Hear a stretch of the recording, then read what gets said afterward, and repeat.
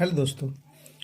अब हम आप लोग को समझाने जा रहे हैं संख्या के बारे में, जिसमें एक संख्या है भिन्न, जिसे इंग्लिश में कहते हैं फ्रैक्शन। ये बहुत ही इसको समझना बहुत ज़रूरी है, खास तौर से जब हम संख्या रेखा पर संख्याओं को दर्शाते हैं और उसमें भी जब हम ग्राफ खींचते हैं 9th क्लास में 10th क्लास में, तो कुछ संख्याएं ऐसी आती हैं जो भिन्न के रूप में होती हैं, भिन्न संख्याएं होती हैं। उनको ग्राफ में संख्या रेखा पर दिखाना थोड़ा सा मुश्किल होता है। जो लोग समझ जाते हैं वे लोग आसानी से दिखला लेते हैं, जिनको नहीं समझ में आता है भिन्न, वे वहाँ पर थोड़े से नर्वस हो जाते हैं। तो हम पहले थोड़ा सा क्लियर कर देते हैं कि भिन्न होता क्या है। देखिए, भिन्न क्या है? भिन्न जो है वह एक संख्या है। सबसे जरूरी तो बात यह है कि भिन्न भी क्या है, एक संख्या ही है।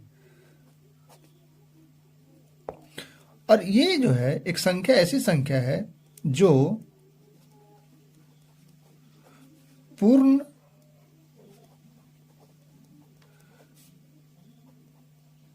कि किसी भाग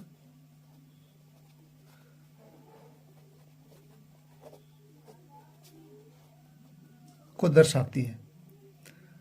यानी कि कोई पूरा है, उसमें से किसी एक भाग को, उसमें से कुछ भाग को भिन्न क्या है, दर्शाता है।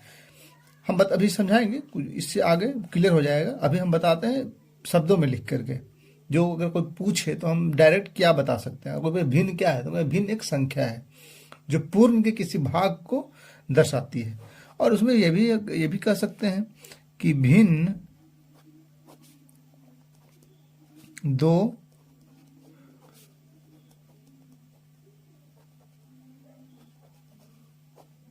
पूर्ण संख्याओं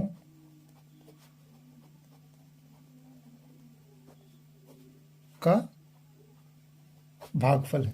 ये दो पूर्ण संख्याओं का भागफल भी इसको हम कह सकते हैं। क्योंकि यह होता क्या, अंश और नीचे में लिखा जाता है हर। ऊपर वाले भाग को कहते हैं अंश और नीचे वाले भाग को कहते हैं हर। अब देखिए यहां पर भिन्न जो है, अब थोड़ा सा एग्जांपल भी दे देते हैं। मान लीजिए 3/5 ये भी एक भिन्न है, 7/6 यह भी एक भिन्न है। लेकिन दोनों में थोड़ा सा अंतर। यहां देखिए अंश क्या है, छोटा है, हर क्या है, बड़ा है। यहाँ क्या है, अंश बड़ा है, हर छोटा है। तो अब इनका भी एक अलग अलग नाम हो जाता है। इन भिन्न जो है दो तरह के मुख्यतः होते हैं। एक होता है समभिन्न और एक होता है विषम भिन्न। समभिन्न जो होता है वहां पर अंश जो होता है वह हर से छोटा, यानी कि हर बड़ा होता है। और विषम भिन्न में होता है कि अंश जो होता है वह हर से बड़ा होता है। अब देखिए यहाँ पर अगर हम पूछें कि 3/5 क्या है, देखिए हर बड़ा है, इसका मतलब क्या, सम भिन्न है।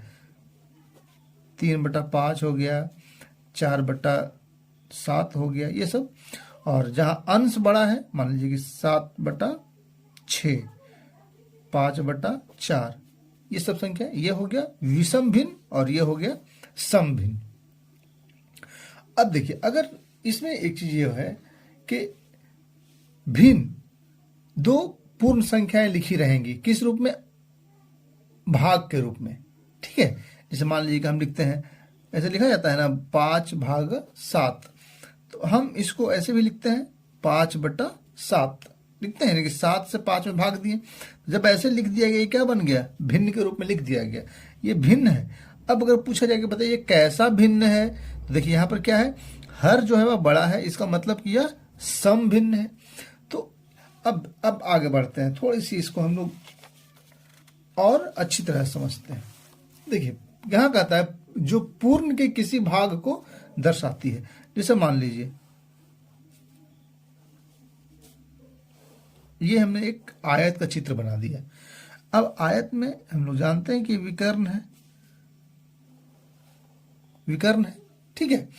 अब यहां पर देखिए जो आयत था उसको हमने 4 भागों में बांट दिया, 1 2 3 4, हो गया 4 भाग।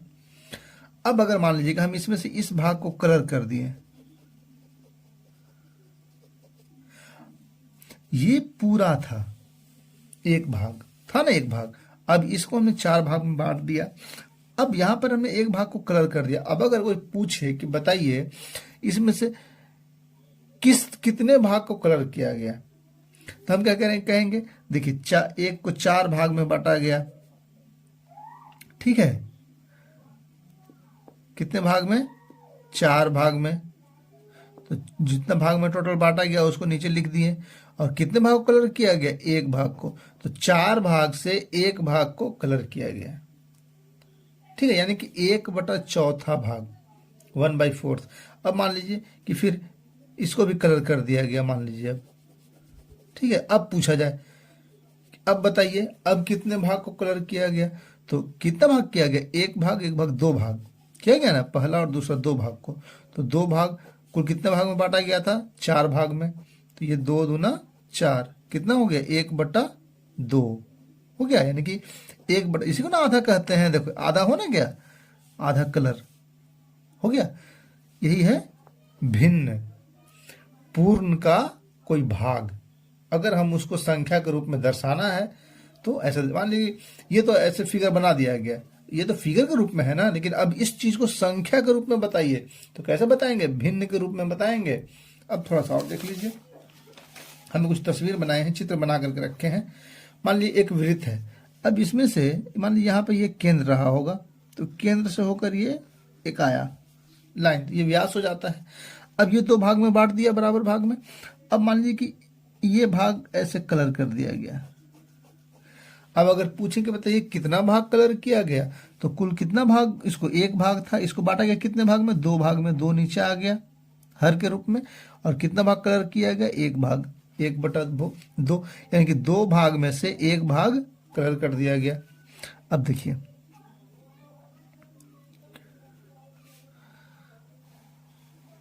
अब यहां देख लीजिए, ठीक है, एक इसको कलर कर दिया गया, एक इसको कलर कर दिया गया। अब अगर पूछा जाए कि बताइए कितने भाग को कलर किया, इसको भिन्न के रूप, या फिर ऐसे पूछेगा कि इसको भिन्न के रूप में लिखिए, तो क्या लिखेंगे, ये पूरा था, इसको कितने भाग में बांट दिया गया, 4 भाग में, है ना, 1 2 3 4 भाग में। अब कलर कितने भाग को किया गया, 1 भाग, 2 भाग, 2 भाग को। तो 2 दूना 4, यानी कि ये भिन्न के रूप में लिखेंगे तो कितना, 1/2। अब मान लीजिए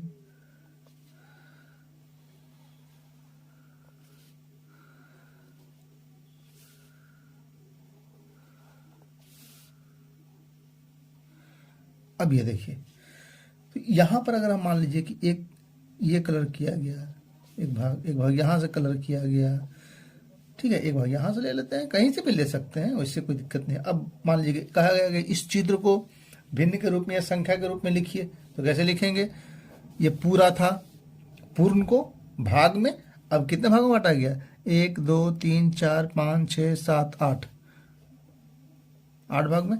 और 8 में से 8 भाग में बांट दिया गया, इस 8 भाग में से कितना भाग लिया गया, तो 1 2 3 भाग, यानी कि यह हो गया 3/8। है बात समझ में। अब देखिए यहां पर मान लीजिए कि एक हमने आयत बनाया है, आयत में ये एक आयत था, इसको कितने भाग में बांट दिया गया, 1 2 3 4। अब मान लीजिए कि कहा जाए कि ये एक भाग को कलर कर दिया गया, अब बताइए इसको भिन्न के रूप में बताइए कितना लिखेंगे, तो 1 भाग को कलर किया गया और टोटल कितने भागों में बांटा गया था, 1/4। ये तो हम बता दिए आपको इससे पहले वाले चित्र में।